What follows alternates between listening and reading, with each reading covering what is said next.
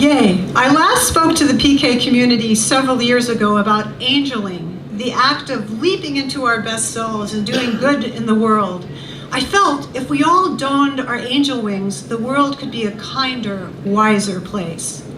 At the time, I was creating grids comprised of 108 10-inch by 10-inch wooden angels. The intent was to install these grids into children's hospitals across the land, inspiring fundraising events and spreading joy. Update. Apparently angels are a symbol of death for most hospitals. Who knew? I'll leave it at that. After the grids, I began painting angels as mantras. These angels were painted as hymns, songs. Obama was still president, and this was before the talk of walls. Yes, we still had the same problems: climate change, unrespected, undocumented workers doing the work that most Americans didn't want to do. Yes, many were still deported, and racism ran like blood, red in our streets, even though we had a black president. And yet, things somehow felt better. These angels were 18 inches by 18 inches and came to heal the places that hurt. These angels had names: a prayer for the homeless, a prayer for Freddie Gray, mantra for Tibet after the earthquake, prayer for the waters. Until one day, painting angels didn't feel like enough. I'm a magical thinker, and like conjurers of old, I believe that images can change the world. I thought if I could only reflect back to folks what we do to one another, surely people would begin to understand how much suffering we cause the planet and each other. This would surely inspire personal and collective change.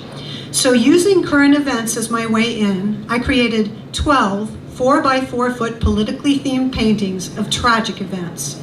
My thought was that friendly paintings, painted in a naive narrative form about cruel, complicated issues, might ease the viewer in and allow their nervous systems to see through the shock, and then we could take stock, so to speak. Then perhaps we might realize the inhumane patterns that we expose each other to over and over again, not unlike a bad virus. The female Kurdish guerrilla fighters, the execution in Charleston, South Carolina of black congregants in their own church by a white supremacist, Ebola, and the kidnapping of girls from their school by Boko Haram in Nigeria were some of the issues I took on. As I continued with these paintings, I began finding it harder and harder to enter my studio. Days seemed to drag on. Absorbing the material and distilling it down into canvas was difficult. I had just finished a painting called, sorry guys, Isis. Saving the world, I thought, is hard work. And throwing up my hands, I said out loud, it's time for a break. I'm going to paint animals. And that very day, I found a newly gessoed canvas hidden in the corner and a group of paintings called Animals with Teeth Were Born.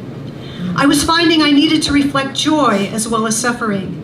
The baring of their teeth was important, an act of power. I was baring my teeth against injustice and celebrating joy at the same time. Through the Animals with Teeth, my painting style changed. I was beginning to have fun again, and I fell into a universe of dot making. Each dot a way back to source. And within 6 months, 13 animals with teeth were born. The animals still stream through my dreams, evoking creative possibility. My future desire is through animation, the animals will exit the canvas as integrated dots, fractals, dancing into the halls where they hang.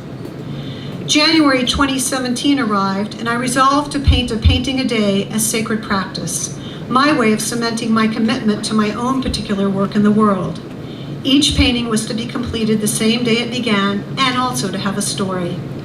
I utilized my Facebook community as helpers, posting a new painting daily, and developed a loyal following and called this series 31 Paintings in 31 Days.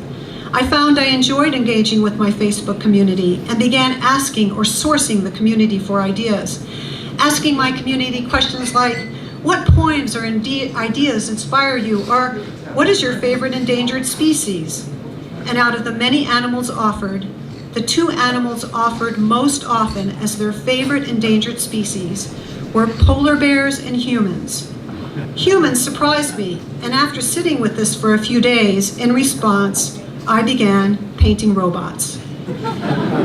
Because I asked my community for their ideas, my community began asking me as well, and out of our conversations, commissions began.